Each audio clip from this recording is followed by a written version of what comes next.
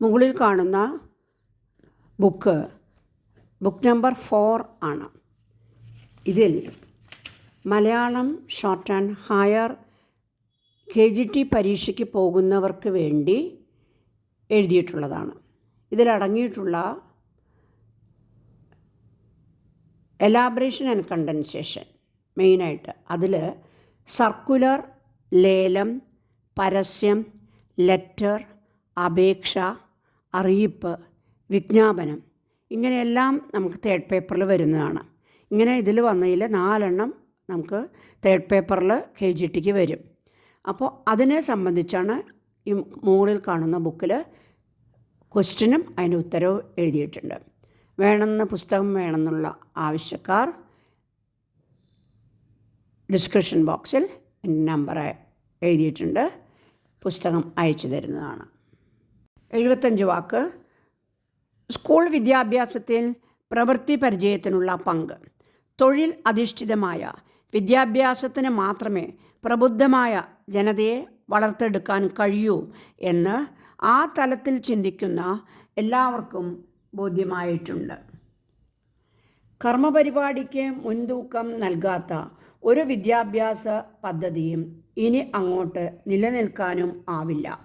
തൊഴിൽ അധിഷ്ഠിത വിദ്യാഭ്യാസ പദ്ധതിയാണ് കേരളത്തിന് ആവശ്യമെന്ന് എല്ലാവർക്കും അറിയാം. അടിസ്ഥാന വിദ്യാഭ്യാസത്തിൻ്റെ ഈ ലക്ഷ്യത്തിൽ ഊന്നിയ പാഠ്യേതര പദ്ധതിയിൽ പ്രധാനപ്പെട്ട ഒരിനമാണ് പ്രവൃത്തി പരിചയ പരിപാടി അഥവാ വർക്ക് എക്സ്പീരിയൻസ് പ്രോഗ്രാം.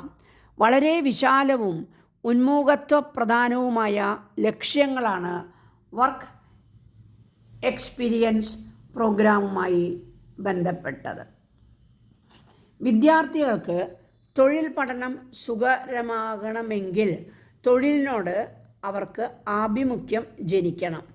കുട്ടികൾക്ക് സ്വയം പ്രവൃത്തി ചെയ്ത് പരിചയിക്കാനുള്ള അവസരം ലഭിക്കണം.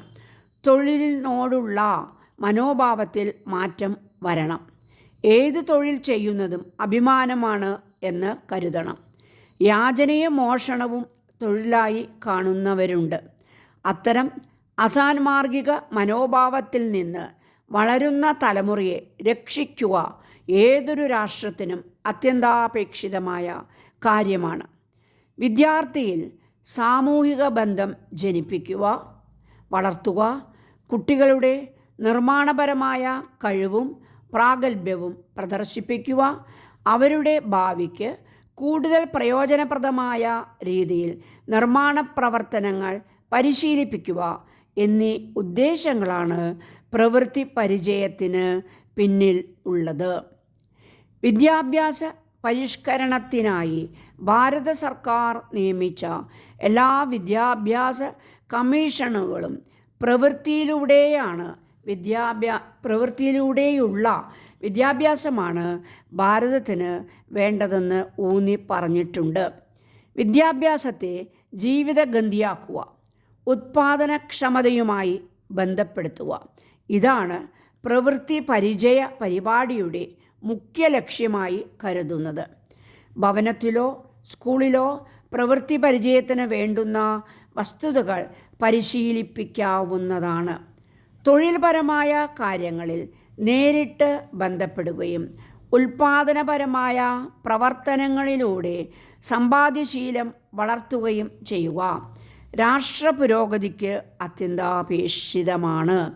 പ്രായോഗിക പരിശീലനത്തോടെ വിജ്ഞാനം ലഭിക്കണം, അതാണ് ശ്രേഷ്ഠം.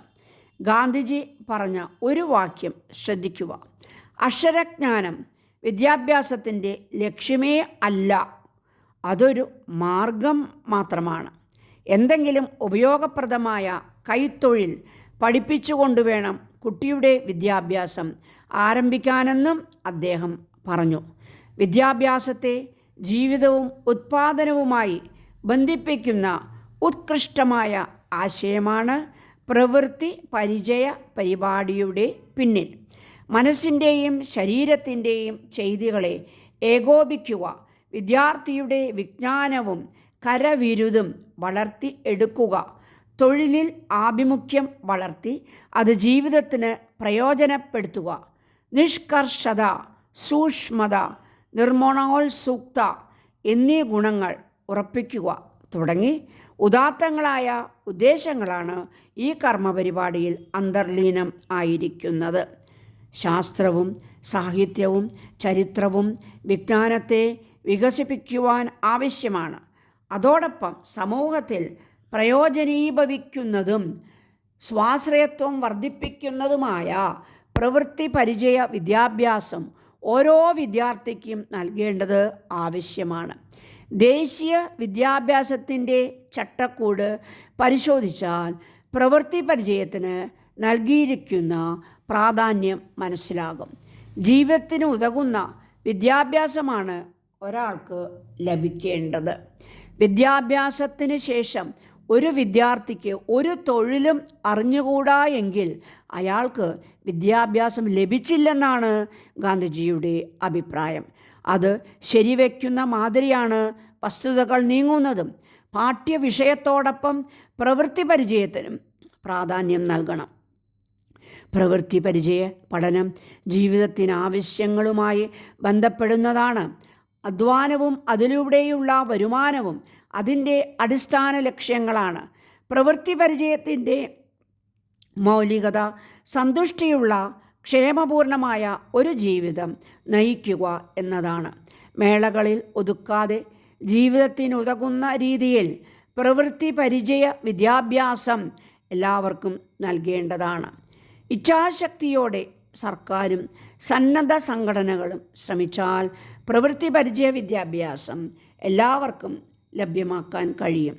തൊഴിൽ അധിഷ്ഠിത വിദ്യാഭ്യാസത്തിന് പ്രാമുഖ്യം കൊടുക്കാനും വിദ്യാർത്ഥികളെ പ്രേരിപ്പിക്കുവാനും ബുദ്ധിമുട്ടുണ്ടാവുകയില്ല. ഭാസുരമായ ഭാവി വിദ്യാർത്ഥികളിൽ ഉറപ്പിക്കാൻ ഇത് പര്യാപ്തമാവുകയും ചെയ്യും.